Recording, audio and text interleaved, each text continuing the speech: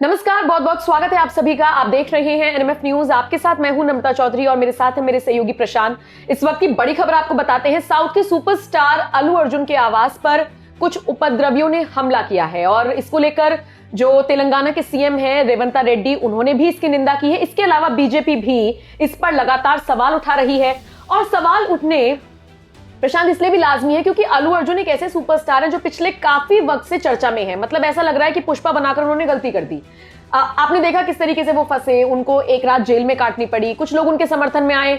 In fact जिस महिला की मौत हुई थी उसके पति ने कहा कि नहीं उनकी कोई गलती नहीं थी। तो वो पूरी तरीके से फंसे हुए हैं। लेकिन इसी बीच बीजेपी बड़ा खुलासा कर रही है।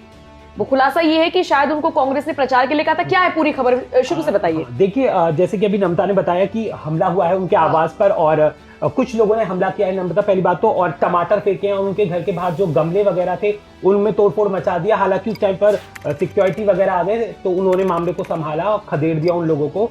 तो ये चीज तो हो गई। लेकिन जिस तरीके से एक बड़े एक्टर के घर पर ये चीज हुई, उस पर एक तो जो सीएम है रेवंत रेड्डी, उन्होंने एक तो इसकी निंदा करी है और जांच के आदेश दे दिए हैं। अब दूसरी तरफ एक एंगल बीजेपी इसमें कूद पड़ी है। बीजेपी ने बोला, बीजेपी की जो आईटी सेल के वो है अमित मालविया, उन्होंने बोला है कि कांग्रेस ने प्रचार करने के लिए बोला था अल्लू अर्जुन को और अल्लू अर्जुन ने मना कर दिया था। इसलिए अब कांग्रेस जो है वो निशाना साध रही है। जिस तरीके से जबरदस्ती उनको गिरफ्तार किया गया। और उन्होंने बोला है कि मोहब्बत की दुकान बेचने वाले अब नफरत बेच रहे हैं। मैं पढ़कर बता देती हूँ। भाजपा के आईटी सेल के प्रभारी अमित मालवीय ने ट्वीट करते हुए लिखा है, राष्ट्रीय पुरस्कार विजेता अभिनेता अल्लू अर्जुन के घर पर पत्थरबाजी की गई। ये राज्य प्रायोजित आतंकवाद है। कांग्रेस अल्लू अर्जुन को इसलिए निशाना बना रही है क्योंकि उन्होंने उनके लिए प्रचार करने से इनकार कर दिया था। उन्हें पहले जल्दबाजी में उस अपराध के लिए गिरफ्तार किया गया था जो उन्होंने किया ही नहीं था। मोहब्बत की दुकान में नफरत का सामान बिक रहा है। इससे पहले तेलंगाना के मुख्यमंत्री रेवंत रेड्डी ने खुद कैसे समर्थन किया है और कैसे निंदा की है इस पूरे मामले की और अल्लू अर्जुन के साथ वो खड़े हुए, वो ट्वीट भी मैं आपको पढ़कर बता देती हूँ। उन्होंने पोस्ट शेयर करते हुए लिखा, मैं फिल्म सेलिब्रिटी के घरों पर हुए हमले की निंदा करता हूं। राज्य के डीजीपी और शहर पुलिस आयुक्त को कानून व्यवस्था के संबंध में सख्त कार्रवाई का आदेश देता हूं। इस संबंध में कोई भी लापरवाही बर्दाश्त नहीं की जाएगी। वरिष्ठ अधिकारियों को संध्या थिएटर घटना में शामिल न होने वाले पुलिसकर्मियों को प्रतिक्रिया देने से रोकने के लिए भी सावधानी बरतनी चाहिए।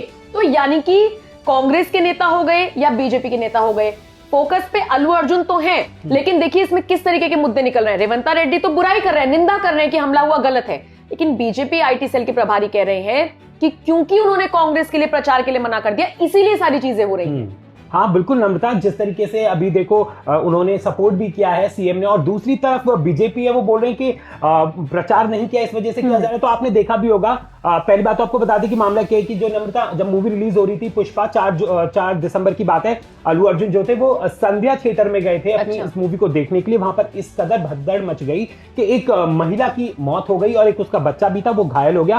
हालांकि बच्चा जो अब रिकवर कर रहा है, लगातार अल्लू अर्जुन का परिवार जो है वो उसका सपोर्ट कर रहा है। उन्होंने आर्थिक मदद की भी मांग की है और वो लगातार इस जो ये घटना हुई है उसकी वो निंदा भी कर रहे हैं कि हाँ दुर्भाग्यपूर्ण ये चीज हुई है। लेकिन इस पूरे मामले में लगातार अल्लू अर्जुन फंस रहे हैं। 1 दिन की जेल हुई उन्हें और फिर सुप्रीम कोर्ट ने उन्हें रिहा कर दिया जमानत दे करके। लेकिन अभी भी सवाल यही उठ रहा है और आपने देखा होगा कि संसद में भी इसको ये मुद्दा उठा और अल्लू अर्जुन को लेकर के बातचीत हुई इस मामले को लेकर के। उस दौरान भी उन्होंने बोला कि मेरा चरित्र हरण ना किया जाए। उन्होंने उनके कैरेक्टर पर बोला कि मेरे कैरेक्टर का एस्टिमेशन नहीं किया जाए इन चीजों को लेकर के, और मैं मानता हूं कि मुझसे बहुत गलती हुई है, कि दुर्भाग्यपूर्ण ये चीजें हुई है, लेकिन इसमें उनका कोई फॉल्ट नहीं। लेकिन सवाल ये भी है कि अमित मालवीय ने अगर इतना बड़ा मुद्दा उठाया है कि कांग्रेस के लिए प्रचार करने से मना किया था, इसलिए वो इन सब चीजों का शिकार हो रहे हैं, उसके लिए मैं थोड़ा सा पीछे जाना होगा। आपको याद होगा 1975 में जब आपातकाल लागू हुआ था, इमरजेंसी लगी थी, उस वक्त ये कहा जाता है कि कुछ बड़े बड़े कलाकारों ने, जैसे कि हरिवंश राय बच्चन ने,